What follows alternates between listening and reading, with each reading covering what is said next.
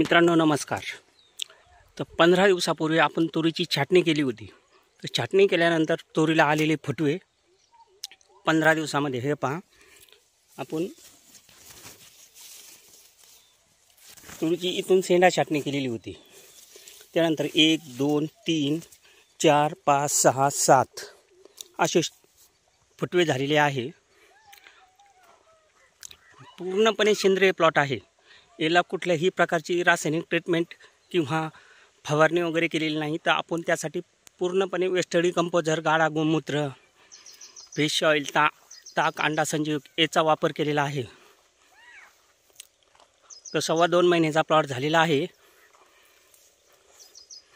कुठल्याही प्रकारची कीड वगैरे नाही आहे आणि खूप सुंदर असा वेस्टर्डी कंपोजरचा रिझल्ट मिळालेला आहे।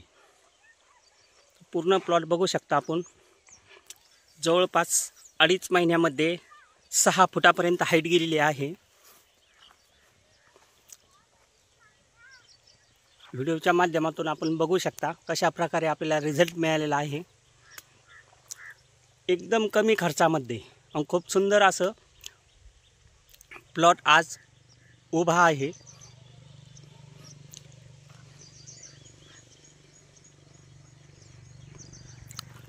तर धन्यवाद मित्रांनो।